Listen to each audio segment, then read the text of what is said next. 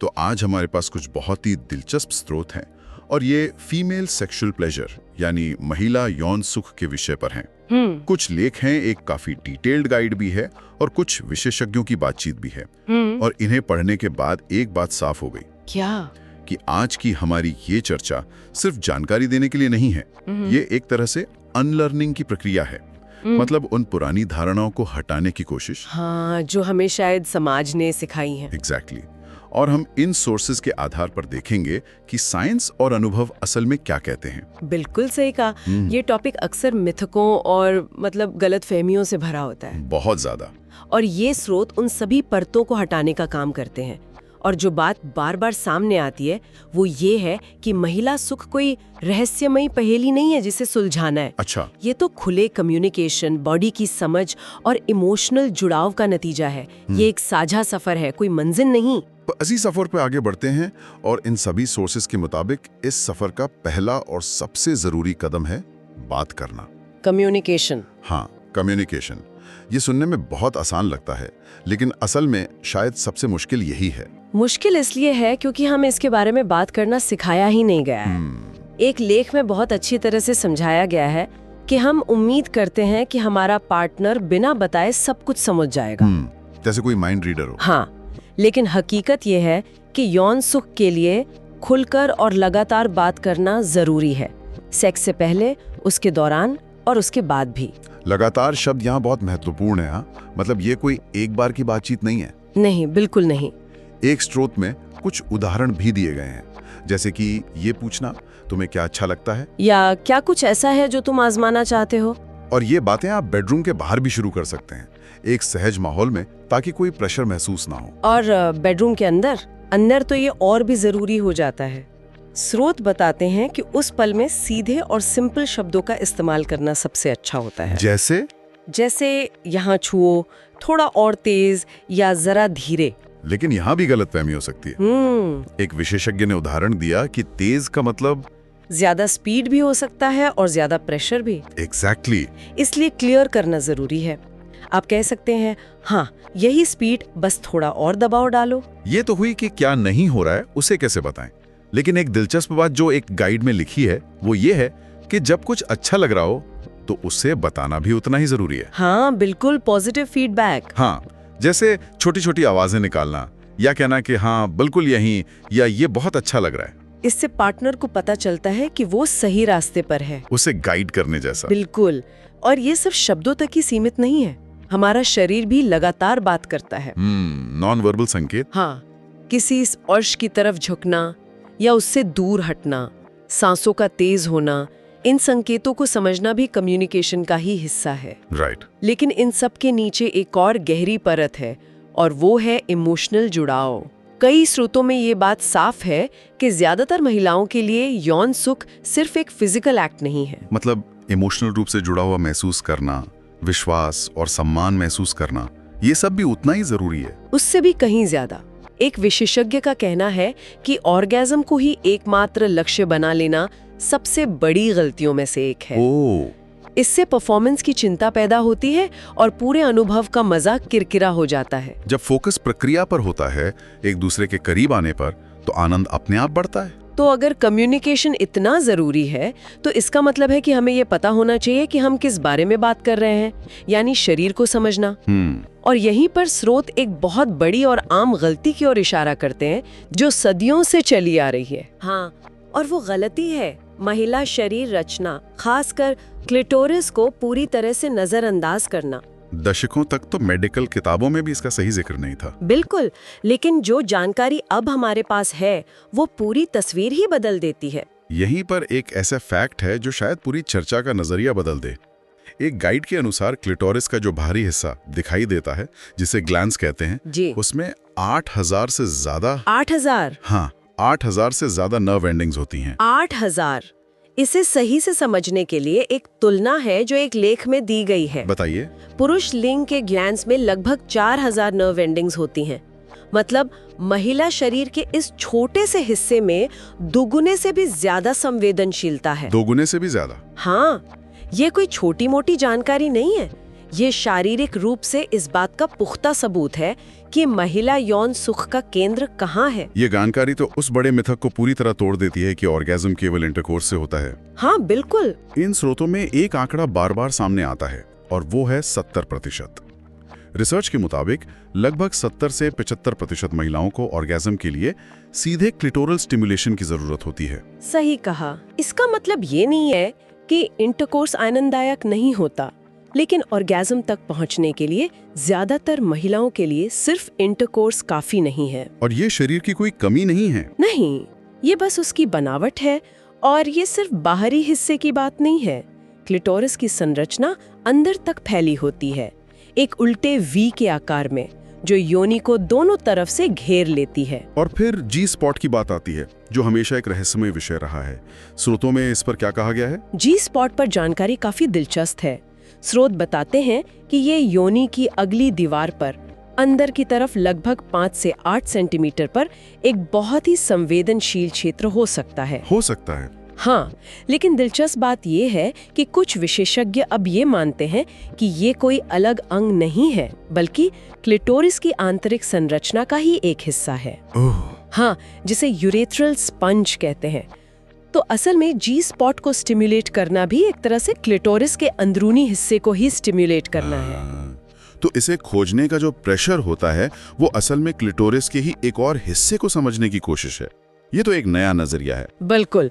और जोर इस बात पर है कि प्रेशर नहीं लेना है। हर शरीर अलग है, जो एक के लिए काम करता है जरूरी नहीं कि दूसरे के लिए भी करे। इसीलिए स्रोत ये भी कहते हैं कि सिर्फ जननांगों पर ही ध्यान केंद्रित न करें। गर्दन, कान के पीछे का हिस्सा, भीतरी जांघें, पीठ का निचला हिस्सा, यहाँ तक कि घुटनों के पीछे की त्वचा भी बहुत संवेदनशील हो सकती है। हाँ, इन्हें इरोजेनस जोन कहते हैं और इन्हें एक्सप्लोर करना अनुभव को और भी ज्यादा समृद्ध बना सकता है। तो हमने कम्युनिकेशन और शरीर रचना को समझ लिया। अब आते हैं प्रैक्टिकल पहलुओं पर, यानी तकनीकों पर। और यहाँ पर लगभग हर स्रोत एक ही शब्द से शुरू होता है, फोरप्ले। हाँ, और एक लेख में एक लाइन लिखी है, फोरप्ले की शक्ति को कभी कम मत समझो। हाँ। ये सिर्फ मुख्य क्रिया से पहले की जाने वाली कोई रस्म नहीं है। एक विशेषज्ञ ने इसकी तुलना एक बेहतरीन डिनर से की। अच्छा। आप सीधे मेन कोर्स पर नहीं कूदते, आप माहौल बनाते हैं, एपेटाइजर का मजा लेते हैं। फोरप्ले बिल्कुल वैसा ही है। ये उत्तेजना बढ़ाने और शरीर में नेचुरल लुब्रिकेशन पैदा करने में मदद करता है। बिल्कुल, जिससे इंटरकोर्स कहीं ज्यादा आरामदायक और आनंददायक हो जाता है। और फोरप्ले का मतलब सिर्फ शारीरिक स्पर्श ही नहीं है ना? बिल्कुल नहीं। इसमें चूमना, गले लगाना, शरीर की मालिश करना, रोमांटिक या उत्तेजक बातें करना, ये सब शामिल हो सकता है। ये एक मानसिक और भावनात्मक तैयारी भी है। हाँ, ये पार्टनर को ये महसूस कराने का एक तरीका है कि आप सिर्फ एक शारीरिक क्रिया में नहीं बल्कि उनमें रुचि रखते हैं। और जब सिमुलेशन की बात आती है तो स्रोतों में कई तरीकों का जिक्र है। मैनुअल स्टिमुलेशन, उंगलियों का इस्तेमाल, ओरल स्टिमुलेशन, जिसे कई महिलाएं सबसे तीव्र आनंद देने वाला मानती हैं, और यौन खिलौनों का इस्तेमाल भी। हाँ, खिलौनों के बारे में एक स्रोत में ये साफ लिखा है कि इन्हें लेकर जो झिझक या शर्म है उसे दूर करने की जरूरत है। राइट। वाइब्रेटर या डिल्डो जैसी चीजें किसी पार्टनर की जगह लेने के लिए नहीं होती, बल्कि अनुभव को और बेहतर बनाने के लिए होती हैं। एक अलग तरह का सेंसेशन। हाँ, खासकर वाइब्रेटर जो लगातार और तीव्र वाइब्रेशन दे सकते हैं। बस एक जरूरी सलाह जो दी गई है वो है सफाई। बहुत जरूरी है। इस्तेमाल से पहले और बाद में खिलौनों को गुनगुने पानी और साबुन से धोना बहुत जरूरी है। विविधता पर भी काफी जोर दिया गया है। एक ही पोजीशन या एक ही लय में बंधे रहना बोरियत ला सकता है। हाँ, और ये सिर्फ बोरियत की बात नहीं है। अलग अलग पोजीशंस क्लिटोरिस को अलग अलग एंगल से स्टिमुलेट करने में मदद कर सकती हैं। अच्छा। एक लेख में बताया गया है कि कुछ पोजीशंस जैसे वुमेन ऑन टॉप या स्पूनिंग महिलाओं को गति और गहराई पर ज्यादा कंट्रोल देती हैं, जिससे वे अपने लिए सबसे आनंददायक लय और एंगल खोज सकती हैं। एग्जैक्टली। तो प्रयोग करना और ये देखना कि क्या सबसे अच्छा काम करता है बहुत जरूरी है। और ये सब सिर्फ बेडरूम तक ही सीमित नहीं है। एक स्रोत में डर्टी टॉक, अपनी कल्पनाओं या फैंटेसी के बारे में बात करने का भी जिक्र है। और यहाँ तक कि जब पार्टनर साथ ना हो तो फोन या वीडियो के जरिए जुड़ाव बनाए रखने की बात भी है। ये सब इच्छा को जीवित रखने में मदद करता है। बिल्कुल। और इसी जुड़ाव को बनाए रखने के लिए एक और चीज है जिसे अक्सर बुरी तरह नजरअंदाज कर दिया जाता है, और वो है आफ्टर प्ले। आफ्टर प्ले मतलब सेक्स के बाद का समय। स्रोत इसके बारे में क्या कहते हैं? इसे अक्सर नजरअंदाज क्यों किया जाता है? एक विशेषज्ञ के अनुसार ऐसा इसलिए होता है क्योंकि अक्सर यौन क्रिया को पुरुष ऑर्गेज्म के साथ समाप्त मान लिया जाता है। उसके बाद तुरंत उठ जाना या मुंह फेर कर सो जाना, ये आपके पार्टनर को, खासकर महिला को, ये महसूस करा सकता है कि उसका सिर्फ इस्तेमाल हुआ है। ये तो भावनात्मक जुड़ाव को तोड़ देता है। बिल्कुल।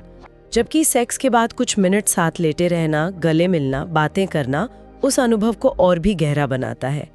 ये दिखाता है कि आप सिर्फ शारीरिक रिलीज के लिए नहीं, बल्कि उस व्यक्ति के साथ अंतरंगता के लिए वहां थे। ये बहुत महत्वपूर्ण बात है। तो हमने बात की, शरीर को समझा, तकनीकों पर नजर डाली। अब उन मिथकों पर आते हैं जो इन सब चीजों को मुश्किल बनाते हैं। एक स्रोत में खास तौर पर कुछ आम मिथकों की सूची दी गई है। हाँ, और पहला तो हम पहले ही काफी विस्तार से चर्चा कर चुके हैं कि ऑर्गेज्म सिर्फ इंटरकोर्स से होता है। हाँ, ये शायद सबसे बड़ा और सबसे हानिकारक मिथक है। दूसरा एक और बड़ा मिथक है कि महिलाएं पुरुषों जितनी बार सेक्स नहीं चाहती। इस पर स्रोतों का क्या कहना है? क्या ये सच है? स्रोतों के मुताबिक ये इच्छा की कमी से ज्यादा सामाजिक कंडीशनिंग का मामला है। अच्छा। सदियों से महिलाओं को अपनी यौन इच्छाओं को दबाना सिखाया गया है। जिस महिला की यौन इच्छाएं ज्यादा होती हैं, समाज उसे अक्सर नकारात्मक दृष्टि से देखता है। उसे स्लट शेम किया जाता है। बिल्कुल। इसलिए कई महिलाएं अपनी इच्छाओं को खुलकर व्यक्त करने में झिझकती हैं। ये इच्छा की कमी नहीं, बल्कि इजहार की आजादी की कमी है। एक और बड़ा दिलचस्प मिथक है कि सबसे अच्छा सेक्स हमेशा स्पॉन्टेनियस होता है। हाँ, जो बस अचानक हो जाए। स्रोतों में इस पर सवाल उठाया गया है। ये थोड़ा अजीब नहीं लगता? स्पॉन्टेनियस सेक्स पर भी तो अपना मजा है। बिल्कुल। और स्रोत इस बात को नकार नहीं रहे हैं। उनका तर्क ये नहीं है कि स्पॉन्टेनियस सेक्स खराब है। तो फिर क्या है? उनका तर्क ये है कि सिर्फ स्पॉन्टेनिटी पर निर्भर रहना, खासकर लंबे रिश्तों में या जब जीवन व्यस्त हो, तो ये निराशाजनक हो सकता है। आप बस इंतजार करते रहते हैं कि मूड बनेगा। हाँ, एक स्रोत में कहा गया है कि कभी-कभी सेक्स के लिए समय निकालना उसे कैलेंडर में डालने जैसा ज्यादा संतोषजनक हो सकता है। ये दिखाता है कि आप अपने यौन जीवन को प्राथमिकता दे रहे हैं। और इन मिथकों के अलावा कुछ वास्तविक बाधाएं भी हो सकती हैं। हाँ, और इनके बारे में जानना जरूरी है। एक लेख में बताया गया है कि तनाव और चिंता यौन इच्छा के सबसे बड़े दुश्मन हैं। जब दिमाग काम या घर की परेशानियों में उलझा हो, तो शरीर का उत्तेजित होना मुश्किल हो जाता है। इसके अलावा कुछ स्वास्थ्य समस्याएं, जैसे डायबिटीज या हार्मोनल असंतुलन। हाँ, और कुछ दवाएं, खासकर एंटी डिप्रेसेंट, भी यौन प्रतिक्रिया को कम कर सकती हैं। इन चीजों के बारे में अपने पार्टनर और डॉक्टर से बात करना जरूरी है। तो अंत में ये सारे स्रोत एक बड़ी तस्वीर की ओर इशारा करते हैं। ये सब सिर्फ प्लेजर के बारे में नहीं है। एक स्वस्थ यौन जीवन का हमारे समग्र स्वास्थ्य पर भी गहरा असर पड़ता है। बिल्कुल। एक शोध का हवाला देते हुए बताया गया है कि नियमित यौन गतिविधि के कई स्वास्थ्य लाभ है।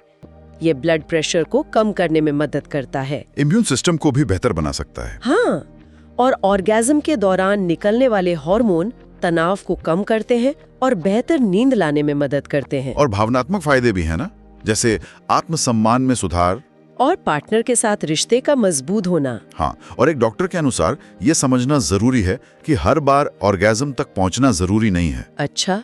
सिर्फ त्वचा को सहलाना, चूमना और इमोशनल रूप से एक दूसरे के करीब महसूस करना भी हमारे दिमाग में ऑक्सीटोसिन और डोपामिन जैसे अच्छे महसूस कराने वाले न्यूरोकेमिकल्स रिलीज करता है। तो अनुभव का हर हिस्सा फायदेमंद हो सकता है। बिल्कुल। तो इन सभी स्रोतों को खंगालने के बाद जो सबसे बड़ी बात निकल कर आती है, वो ये है कि महिला यौन सुख एक होलिस्टिक अनुभव है।